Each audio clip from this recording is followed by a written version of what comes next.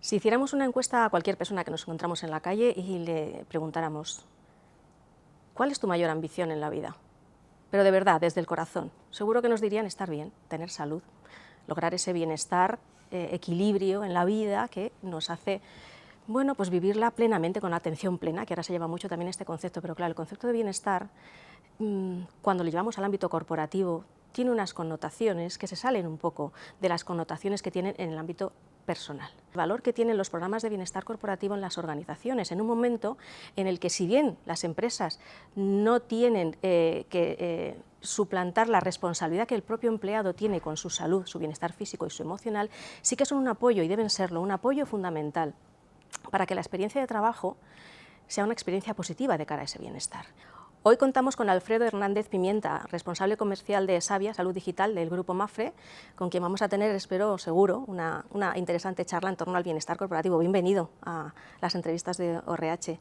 Muchas gracias, Maite. Y gracias por acogernos en este auditorio, que además está nuevecito. Pues aquí recién inaugurado. Yo creo que no llevará ni 3 o 4 semanas.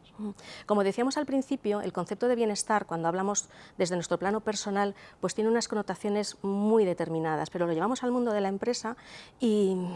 A ver, hemos pasado muchos años en los que se hablaba muchísimo del bienestar corporativo, los planes de salud mental, planes de salud físico, pero ahora yo creo que estamos en el momento en el que, sobre todo la Dirección General, pide una vuelta de tuerca, es decir, es demostrar el retorno de la inversión dentro de las organizaciones. ¿Cuál dirías tú que es ese retorno de la inversión? En términos de salud física, cuando hablo de programas de bienestar, hablo de salud física, salud emocional y todo aquello que vosotros en esta casa sabéis muy bien. Bueno, pues sí te puedo decir que al final el foco de las políticas de salud y bienestar está muy presente en lo que es el empleado, ¿no? Pero al final a nivel corporativo es una palanca totalmente económica y para marcar un poco la sostenibilidad a medio plazo de la empresa, ¿no? Según datos de la Harvard Business Review, marca un ROI de que por cada euro invertido en una empresa pues tiene un retorno de 4,8 euros, ¿no? Al final te puedo dar ejemplos. En tema de absentismo, una política de inversión en salud y bienestar puede llegar a reducir hasta un 25% en bajas laborales, ¿no? Con respecto a la rotación, pues una política, como digo, muy definida de cultura, de bienestar para el empleado, pues puede llegar a tener un retorno hasta de un 40% en retención de talento, que es algo que a los departamentos de recursos humanos pues les importa y nos importa, ¿no? a los que llevamos algo de dirección de empresa, ¿no? Y luego, con respecto al compromiso, sabemos que empresas que en cierta manera tienen esa cultura del bienestar y de la salud para sus trabajadores, pues pueden llegar a tener al empleado pues hasta un 25% más comprometido, ¿no? En principio eso es un poco lo que la empresa tiene que ir definiendo en cómodos plazos, como decimos, ¿no? Esto es algo que no llega de la noche a la mañana. Esto es un tema de cultura, de sostenibilidad a medio plazo, y al final desde Savia es lo que intentamos, ¿no? Ir acompañando a las empresas, ¿no? A decir, oye, pues vamos a marcar unas políticas bien definidas en lo que es el ámbito de salud mental, en lo que es el ámbito de nutrición, ejercicio físico, para al final poder crecer con ellas y que sean, bueno, pues al final una diferenciación competitiva con empresas de su sector. Hablando de ROI, tenéis un estudio muy interesante, de hecho lo comentamos en el último webinar que hicimos, presentasteis los resultados de ese estudio. A mí por lo menos me dio un soplo de aire fresco en cuanto a los nuevos KPIs que hay en torno al ROI de la inversión en este tipo de programas, porque hace un esfuerzo por salirse de los habituales. No sé si nos puedes hacer un pequeño update de ese estudio. Efectivamente, Maite, hemos presentado el último estudio, el Desk Research, ¿no? de ROI y de estudios de absentismo, ya no solamente a nivel español, sino que hemos tirado también de datos a nivel estadounidense y europeo. Sí es cierto que nos hemos centrado bastante en lo que es la empresa española y con ratios españoles, pero son datos bastante interesantes, ¿no? Fíjate, después de lo que me has comentado, que es como una visión un poco general, quiero que hagamos zoom, pero antes un comentario. Ya has hablado de tema de fisioterapia. Se habla mucho de salud mental, pero yo creo que hay otro foco muy grande en cómo tenemos que cuidarnos, digamos, nuestro esqueleto, o sea, nuestra estructura. Trabajamos, ya sea en trabajos de fortaleza física o en trabajos de escritorio, estamos forzando la maquinaria de nuestro cuerpo un montón. Y el foco, de verdad, no es solo ponerlo en la salud mental, que sí, que sabemos que hay una pandemia importante, pero la fisioterapia o cuidar de nuestro esqueleto es cuidar hacia futuro, porque si no, no vamos a llegar ni a jubilarnos, ¿no? Esto es un inciso que quería comentarte. Y ahora sí, vamos sobre la parte del absentismo, que es la gran enfermedad que tiene hoy en día las empresas españolas. Más allá de los ahorros en tiempo de trabajo, de desplazamientos, cómo un programa de bienestar corporativo puede contribuir a reducir esas tasas que yo también hablo con empresas y a mí me asustan, me asustan, bueno, nos asustan a todos, esa es la verdad.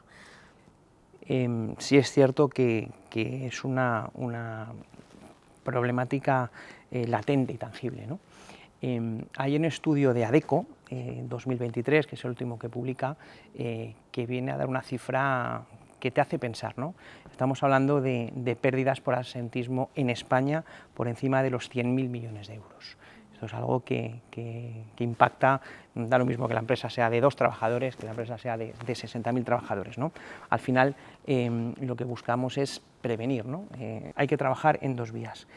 Por un lado, lo que llamamos empresas crónicas, previsibles, prevenibles, ¿vale? Como puede ser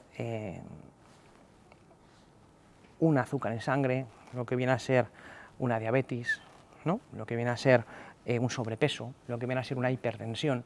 Esto es algo que el trabajar en una política de prevención de ese tipo de enfermedades, eso no es algo que te surge de hoy para mañana, esto es algo que va creciendo, ¿no? Sabemos que una política de prevención desde la empresa o desde, ya no te digo de la empresa, sino desde el particular concienciado puede reducir hasta en un 60% ese tipo de bajas laborales, ¿no? Y por otro lado estaríamos hablando del otro gran pilar, que es la parte del problema de la salud mental y el engagement. Cuando hablamos de salud mental estamos hablando de que según la Organización Mundial de la Salud, en el mundo se pueden llegar a perder por encima del $1 billón. Esto es algo que las empresas lo tienen latente, es algo que tenemos que trabajar y se está trabajando, ¿no? El trabajar en políticas de prevención de la salud mental. Sabemos que podemos llegar a tener unos ratios de mejora pues, de cerca del 30% de absentismo. Y cuando hablamos del engagement, es un dato de Deloitte, lo que conseguimos es casi un 25% de mayor compromiso por parte del trabajador. El poder anticipar ese tipo de dolencias. Además sabemos que ya no es un tema solamente operativo, cuando hay un problema de salud mental en una empresa, ¿no? Al final puede llegar a ser, como digo yo, a veces hasta contagiable. Los que hemos estado trabajando y hemos trabajado con personas y trabajamos con personas, y sabes que tenemos una desgracia al final de que entra algún problema de salud mental, sabes que el que está al lado, el compañero que tiene que cubrir su puesto, no sabe si va a estar 3 meses, 5 meses, 1 año. Esto es algo que te genera una inestabilidad, ¿no? Hasta de reposición de persona, ¿no? Y es algo que es muy sensible, ¿no? En Savia es lo que te digo, ¿no? Al final intentamos trabajar con la empresa toda la parte de prevención, desde los 2 puntos que hemos tratado, ¿no? Dándole mucha importancia a la parte también de salud mental. Al final en Savia trabajamos con 19 formas de atacar y de resolver la parte psicológica, ¿no? No es lo mismo trabajar un duelo que trabajar un problema de estrés, que trabajar un problema de ansiedad, que trabajar un problema de separación de pareja, ¿no? Y un poco lo que buscamos es maximizar al final el rendimiento de la empresa que acompañamos en la resolución de este tipo de problemas, ¿no? Una pregunta un poquito enrevesada, Alfredo. ¿Qué peso tiene en el absentismo y en el nivel de compromiso de las personas la autopercepción de bienestar que tienen y la que les favorece su relación con el entorno organizacional? Es decir, la calidad de liderazgo, los procesos internos, el clima. Es decir, ¿qué peso tienen los buenos y los malos líderes en la salud mental de las personas? Aquí me has metido en un pequeño compromiso. Mira, te voy a dar un dato. A nivel de salud mental, en el último estudio que presentamos, en Europa, esto es tanto Europa, esto es uno de los mayores caballos de batalla, ¿no? Para las empresas. El peso más importante en absentismo, estamos hablando de un 19%, se produce por bajas, por ansiedad, estrés, burnout, una palabra que se ha puesto muy de moda, ¿no? Entonces, esto no es algo aislado, sabemos que al final parte llámalo culpa si quieres, ¿no? Del absentismo viene provocado por por lo que se ha determinado malos líderes, ¿no? El hecho de tener una política diferenciadora de liderazgo pues puede hacer bajar hasta un 25% los ratios de absentismo en una empresa. Es un dato a tener en cuenta, ¿no? Y de reflexión dentro de una corporación, ¿no? Con respecto hay otro dato muy importante, que es el desajuste entre los valores del empleado y la cultura de la empresa, ¿no? Al final, que vaya alineado el valor con la cultura, al final sabes que es un trabajador que va a ser más feliz, va a estar más comprometido, y ese nivel de compromiso con este tipo de políticas pues puede mejorar hasta en un 30%. Un 27-30%, ¿no?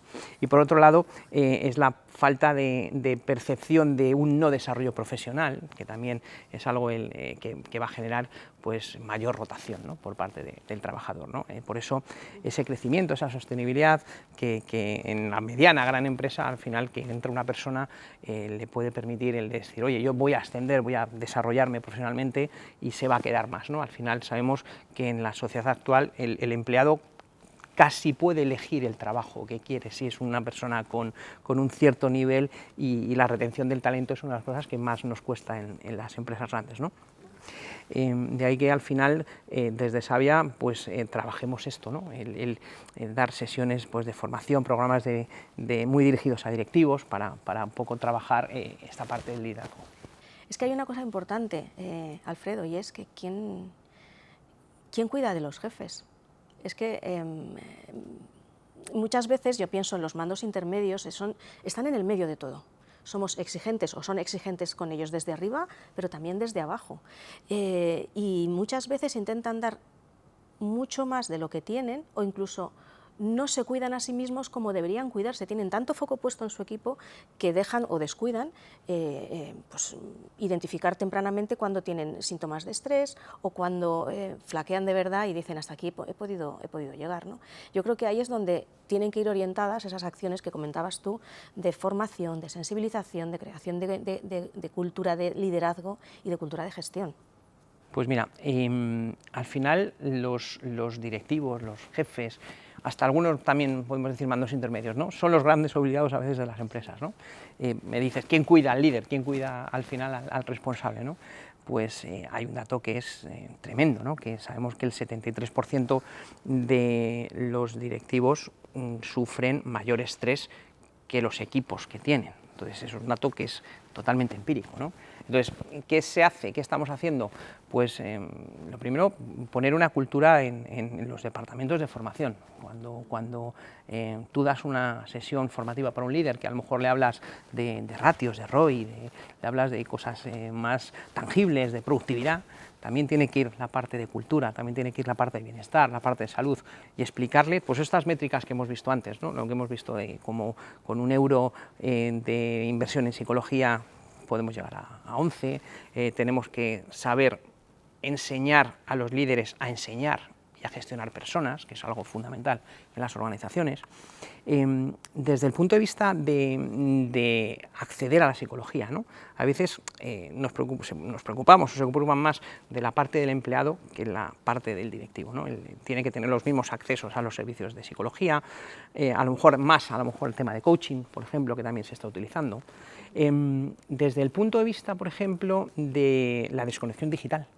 O sea, al final todos llevamos el móvil, sabemos que salimos del trabajo y desconectar nos cuesta en casa, ¿no? Pues las empresas que tienen esa política de desconexión digital, pues al final no deja de ser algo que le afecta positivamente a las personas que tienen algo más de responsabilidad dentro de la empresa, ¿no? Que a veces pensamos que no llegue al empleado, pero la parte directiva está fuera de ese entorno de desconexión digital, ¿no? Eso es un poco lo que hacemos, ¿no? Desde Savia, el poder ir dirigiendo y teniendo esas métricas con la empresa, ¿no? por departamentos, porque además eso son cosas que se puede ver, ¿no? Desde un departamento que tiene más problemas, menos problemas. Al final esto no va solo de cuenta de resultados, ¿no? Es de generar unos valores, generar una cultura dentro de la empresa, ¿no? y que al final el empleado y el trabajador lo sienta, pero también el que dirige, ¿no? Por ser honestos, además, con los líderes y los jefes y los mandos, hay que reconocerles muchas veces un esfuerzo que hacen sobrehumano por de verdad cuidar a sus equipos. El problema es que si se descuidan a sí mismos, llegará un momento en el que tampoco puedan hacer esto segundo, ¿no? No. Por eso yo creo que también es importante. Cuando hemos hablado antes de buenos y malos líderes, evidentemente los hay, pero no son la mayoría. La mayoría son buenos. Bueno, la mayoría es que se preocupa por su gente. Yo creo que la mayoría Totalmente. se preocupa por su gente y el entorno no se lo pone fácil. Y ahí es donde yo creo que también hay que hacer una intervención directa para que su autoconocimiento, su autocontrol, su autopercepción de, oye, en qué momento flaqueo, mi salud emocional por aquí estaba, el estrés, tal, sepan reconocerlo para, oye, mantenerse y también sepan identificarlo, esos mismos signos tempranos en sus equipos, ¿no? Que también es importante. Totalmente. Al final nosotros decimos que esto tiene que ser un up-down, ¿no? que esto tiene que venir de arriba y cultura tiene que llegar a toda la parte empresarial, ¿no? Del organigrama. Para terminar, tampoco es fácil, Alfredo, pero bueno, con todo lo que me estás contando yo creo que me vas a ayudar a aterrizar el concepto de bienestar. Claro, cuando tú le preguntas depende de qué persona, cada uno te va a decir qué entiende por bienestar, y si luego, como decíamos al principio de la conversación, lo llevamos al mundo de la empresa, significa otra cosa. ¿Qué aporta el término bienestar en sí para que no lo tengamos que ceñir solo a la idea de salud, de estar sano? Pues mira, al final el bienestar no hay que verlo como un extra. Al final el bienestar es pues un acelerador al final de la sostenibilidad y del desarrollo económico y la diferenciación de una empresa, ¿no? Te puedo decir que tú puedes tener el mejor producto, tú puedes tener el mejor servicio, puedes tener el mejor emplazamiento, pero si al final no generas una cultura, al final no generas unos valores, al final desde tu empresa no te diferencias en bienestar y en sostenibilidad para tus trabajadores, todo va a ser más difícil. Esa percepción por parte del cliente no va a ser la misma, te va a bajar el NPS, ¿vale? Nosotros creemos al final que el bienestar no es un destino, el bienestar es un viaje en el cual te va a ir enseñando y vas a ir flexibilizando pues esas fases en las cuales pues vas a tener absentismo, vas a tener rotación, pero te va a ayudar a mejorar y a ser líder en tu sector o a tener una política de cultura y valores dentro de la empresa que el trabajador pues al final lo sienta y haga más grande tu empresa a nivel competitivo. Al final el bienestar corporativo te ayuda, fíjate, a crear cultura de corresponsabilidad en una empresa respecto del concepto de bienestar, de salud y de estar bien, como decíamos al principio. Pues ha sido un placer y espero que hayas estado tan cómodo como yo hablando de algo que de verdad empezó siendo una...